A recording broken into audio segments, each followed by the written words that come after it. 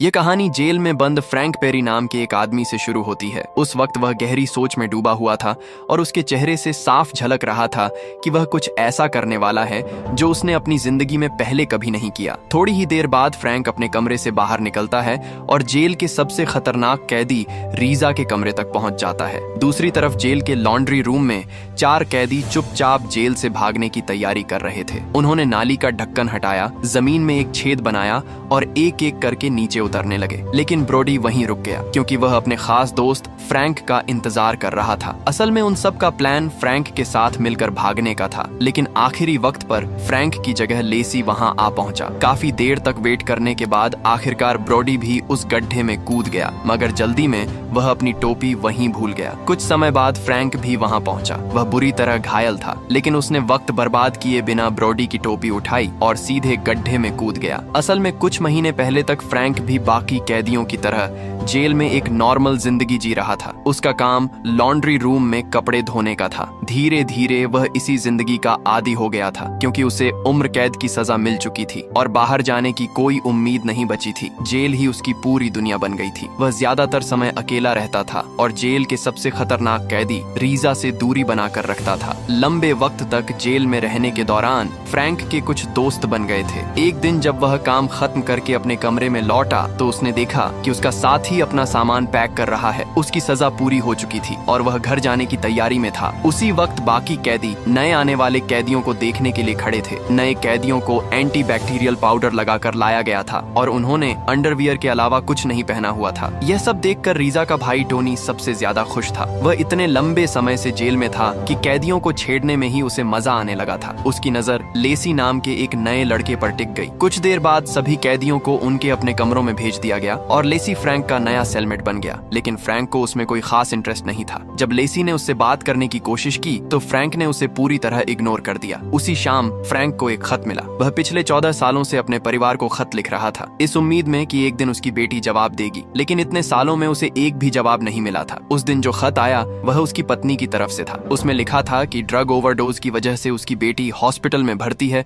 और उसकी हालत बेहद गंभीर है, यहाँ तक कि उसकी जान भी खतरे में है। यह खबर सुनते ही फ्रैंक की पूरी दुनिया पलट गई। जिसे वह सबसे ज्यादा प्यार करता था वही अब मौत के करीब था। यह बात उसे अंदर ही अंदर तोड़ रही थी। इसीलिए वह जेल की चर्च चला गया। उसकी हालत देखकर एक गार्ड ने देर रात होने के बावजूद उसके लिए दरवाजा खोल दिया। फ्रैंक कन्फेशन बॉक्स में गया, खत निकाला और फूट फूट कर रोने लगा। वह किसी भी हालत में अपनी बेटी से आखिरी बार मिलना चाहता था। अगली सुबह लॉन्ड्री में काम करते वक्त फ्रैंक की नजर वॉशिंग मशीन के पीछे लगी लोहे की जाली पर पड़ी। उसके ऊपर कुछ लोहे के पाइप भी लगे थे जो पानी को जेल के बाहर ले जाते थे। यहीं से फ्रैंक के दिमाग में एक बड़े प्लान की शुरुआत हुई। थोड़ी देर बाद उसकी मुलाकात उसके करीबी दोस्त ब्रोडी से हुई। फ्रैंक ने उससे पूछा कि क्या मशीन में लगे एयर वेंट्स जेल के सीवर सिस्टम से जुड़े हैं। यह सवाल सुनकर ब्रोडी चौंक गया, लेकिन तभी फ्रैंक ने उसे अपनी पत्नी का खत दिखा दिया। खत पढ़ने के बाद फ्रैंक किसी भी तरह जल्द से जल्द जेल से बाहर निकलना चाहता था और इसके लिए उसे हेल्प चाहिए थी। ब्रोडी को सुरंग खोदने का अच्छा एक्सपीरियंस था क्योंकि वह पहले भी जेल के नीचे एक सुरंग खोद चुका था। थोड़ा सोचने के बाद उसने फ्रैंक का साथ देने का फैसला कर लिया क्योंकि वह खुद भी उम्र कैद की सजा काट रहा था। कुछ दिनों बाद फ्रैंक की मुलाकात लेनी नाम के एक खतरनाक बॉक्सर से हुई। उसे पैरोल पर बाहर होना चाहिए था, लेकिन फ्रैंक के पुराने सेलमेट ने उसकी कंप्लेंट कर दी थी, जिसकी वजह से उसकी पैरोल कैंसिल हो गई। अब लेनी बदला लेने के लिए बेताब था और फ्रैंक इसी बात का फायदा उठाने वाला था। उसने लेनी को अपने पूरे प्लान के बारे में बता दिया। फ्रैंक लेनी के पास खास वजह से गया था क्योंकि लेनी हर तरह के औजार चलाने में माहिर था और यही स्किल आगे चलकर उनके बहुत काम आने वाली थी। शुरुआत में लेनी थोड़ा हिचकिचाया, जैसे वह खुद से ही लड़ रहा हो, लेकिन कुछ देर सोचने के बाद उसने हामी भर दी। इसके बाद फ्रैंक ने अपने बाकी 2 साथियों के साथ एक मीटिंग रखी। चारों लोग खेल खेलने का बहाना बनाकर बैठे थे, लेकिन असल में चुपचाप अपना प्लान डिस्कस कर रहे थे। जेल से बाहर निकलने का उनके पास सिर्फ एक ही रास्ता था जो लॉन्ड्री रूम से होकर जाता था। वहां तक पहुंचने के लिए उन्हें 3 सिक्योर दरवाजे पार करने थे, लेकिन फ्रैंक के दिमाग में एक दूसरा रास्ता भी चल रहा था। जब वह कन्फेशन बॉक्स में गया था तब उसकी नजर उस कमरे की दीवारों पर पड़ी थी जो काफी हल्की थीं। फ्रैंक का मानना था कि अगर कन्फेशन बॉक्स को तोड़ दिया जाए तो वे सीधे लॉन्ड्री रूम में घुस सकते थे। वहां से एयर वेंट्स तोड़ते हुए वे सीधे जेल के सीवर सिस्टम तक पहुंच सकते थे, लेकिन इसके लिए सबसे पहले एयर वेंट्स पर लगी लोहे की प्लेट काटना जरूरी था। उसी रात जैसे ही जेल की लाइटें बंद हुईं, लेनी अपने काम में जुट गया। उसने अपने कमरे की लोहे की पाइप काटी और उन्हें एक पेंच की मदद से जोड़ दिया ताकि उन्हीं से लोहे की प्लेट काटी जा सके। दूसरी तरफ फ्रैंक जेल के सबसे बड़े कैदी 2 टन से मिलने गया और लेनी की तरफ से उसे बॉक्सिंग मैच का चैलेंज दे दिया। इधर फ्रैंक और उसके साथियों का प्लान भी तेजी से आगे बढ़ रहा था। अब वे अपने पूरे रास्ते को अच्छी तरह समझ चुके थे, जो एयर वेंट से होकर ड्रेनेज सिस्टम तक जाता था। आगे बढ़ने पर एक नदी आने वाली थी और नदी पार करने के बाद एक रेलवे स्टेशन जहां से उनकी आजादी की कहानी शुरू हो सकती थी। लेकिन उन्हें यह भी पता था कि उन रेलवे ट्रैक्स में 650 वोल्ट का करंट दौड़ता था। अगर सही वक्त पर वे ट्रैक्स पार नहीं कर पाए तो उनकी जान भी जा सकती थी। पूरा प्लान फाइनल होने के बाद उन्होंने तय किया कि 3 दिन बाद जेल से भागा जाएगा, मगर उन्हें यह एहसास नहीं था कि टोनी ऊपर खड़ा होकर सब कुछ देख रहा था। उनके हाव भाव देखकर टोनी समझ चुका था कि ये लोग कुछ बड़ा करने वाले हैं। उसी रात कैंटीन में सभी कैदी 2 टन और लेनी का मैच देखने के लिए इकट्ठा हो गए। 2 टन बेहद ताकतवर था और उसने लेनी को बुरी तरह पीटना शुरू कर दिया, लेकिन सही मौके पर लेनी ने उसके चेहरे पर एक जोरदार मुक्का मारा, जिससे 2 टन के मुंह से हीरे का एक दांत टूट कर गिर पड़ा। गार्ड्स के आने से पहले ही लेनी ने वह दांत उठा लिया और चुपचाप अपने पास रख लिया। बाद में उसी हीरे के दांत को उसने अपनी बनाई हुई पाइप के साथ जोड़ दिया। अगले दिन बाथरूम में टोनी ने फ्रैंक को घेर लिया और सीधे उनके प्लान के बारे में सवाल करने लगा। जब फ्रैंक ने कोई जवाब नहीं दिया तो टोनी ने उसे अपने कमरे का दरवाजा खुला रखने को कहा और यह भी बोल दिया कि वह अगले दिन आएगा। जब फ्रैंक ने यह बात अपने साथियों को बताई तो सबका हौसला थोड़ा डगमगा गया। वे जानते थे कि टोनी से निपटना आसान नहीं था क्योंकि वह रीजा का भाई था, लेकिन यह भी साफ था कि अगर अब कुछ नहीं किया गया तो पूरा प्लान यहीं खत्म हो जाएगा। इसी वजह से फ्रैंक ने एक नए आदमी को टीम में शामिल करने का सुझाव दिया जो इस वक्त उनकी मदद कर सकता था। उस आदमी का नाम विव बटिस्टा था। बटिस्टा ऐसा कैदी था जो लिमिटेड मात्रा में कैदियों तक ड्रग्स पहुंचाने का काम करता था। असल में वह यह सब सरकार के साथ मिलकर करता था ताकि धीरे धीरे ड्रग्स की मात्रा कम करके कैदियों की लत छुड़ाई जा सके। अगले दिन फ्रैंक ने बटिस्टा के सामने एक सीधा ऑफर रखा। उसने कहा कि अगर बटिस्टा किसी भी तरह टोनी को शांत कर देता है तो बदले में फ्रैंक उसे अपने साथ जेल से बाहर ले जाएगा। ये सुनते ही बटिस्टा मान गया और उसने ऐसा प्लान बनाया जिससे टोनी हमेशा के लिए शांत हो सकता था। इसके लिए उसने एक खास ड्रग तैयार किया जिसमें जहर मिला दिया गया था। वह चुपचाप वह ड्रग लैब से बाहर लाया और फ्रैंक को सौंप दिया। शाम होते ही फ्रैंक थोड़ा नर्वस हालत में टोनी के आने का इंतजार करने लगा। बटिस्टा का दिया हुआ ड्रग उसने अपने पास संभाल कर रखा हुआ था ताकि टोनी आते ही उसे दे सके, लेकिन बदकिस्मती से टोनी अकेला नहीं आया, उसके साथ एक और कैदी भी था। टोनी ने आते ही वह ड्रग का पैकेट अपने साथी को पकड़ा दिया। टोनी की नजर पहले से ही लेसी पर थी। उसने मौके का फायदा उठाया और लेसी को छेड़ना शुरू कर दिया, लेकिन लेसी चुप रहने वालों में से नहीं था। उसने टोनी की इस हरकत का जवाब दिया और देखते ही देखते उसे पीटना शुरू कर दिया। जैसे ही टोनी के साथी ने यह सब देखा, वह डर के मारे तुरंत वहां से भाग खड़ा हुआ। हालांकि इतनी घबराहट में भी वह ड्रग्स का पैकेट अपने साथ ले जाना नहीं भूला। दूसरी तरफ टोनी इतनी बुरी तरह पिट चुका था कि उसे ठीक से चला भी नहीं जा रहा था। इसी वजह से जैसे ही वह अपने सेल से बाहर निकला, वह सीढ़ियों से नीचे गिर पड़ा और मौके पर ही उसकी मौत हो गई। अपने भाई की अचानक हुई मौत की खबर मिलते ही रीजा ने फ्रैंक को अपने सेल में मिलने के लिए बुलाया। वहीं इस घटना के बाद लेसी को सॉलिटरी कन्फाइनमेंट में डाल दिया गया। सभी जानते थे कि टोनी अपनी ही हरकतों की वजह से मारा गया था, लेकिन कोई भी यह बात खुलकर कहने को तैयार नहीं था। अब सिर्फ एक ही चश्मदीद गवाह बचा था और वह था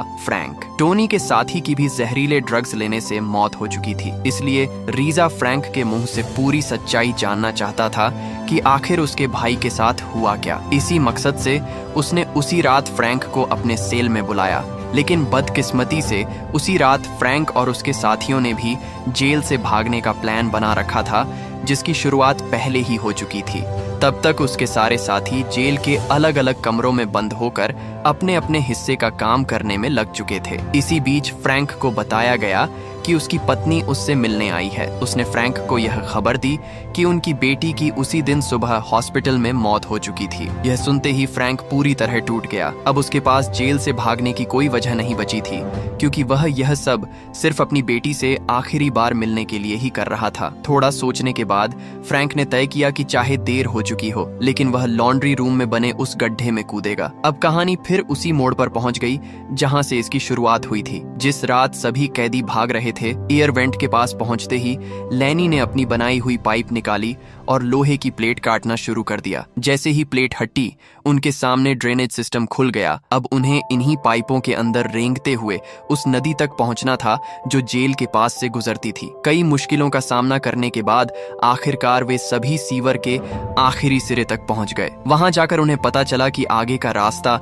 एक दीवार से बंद कर दिया गया था। ऐसा लग रहा था जैसे उनका पूरा प्लान बर्बाद हो गया हो। यह देखकर लैनी को लेसी पर बहुत गुस्सा आ गया। गुस्से में उसने लेसी को दीवार की तरफ धक्का दिया और एक जोरदार मुक्का मार दिया, लेकिन लेसी किसी तरह बच गया और वह मुक्का सीधे दीवार पर जा लगा, जिससे दीवार का थोड़ा सा हिस्सा टूटकर नीचे गिर गया। तभी सभी को एहसास हुआ कि यह दीवार हाल ही में बनाई गई थी। उन्होंने बिना वक्त गंवाए उसे तोड़ना शुरू कर दिया। कुछ मिनटों की लगातार मेहनत के बाद दीवार में इतना बड़ा छेद हो गया कि एक आदमी आराम से निकल सकता था। इस तरह के काम का सबसे ज्यादा एक्सपीरियंस ब्रोडी को था, इसलिए उसने खुद उस छेद के अंदर जाकर आगे का रास्ता बनाने का फैसला किया। अंदर जाते ही वह तेजी से खुदाई करने लगा, लेकिन बदकिस्मती से कुछ ही मिनटों बाद उसके ऊपर अचानक काफी सारी मिट्टी गिर पड़ी और वह उसके नीचे दब गया। फ्रैंक ने बिना एक पल गंवाए अपने दोस्त को बाहर निकालने के लिए हाथों से खुदाई शुरू कर दी। काफी देर की मेहनत के बाद आखिरकार उसे ब्रोडी का हाथ मिल गया।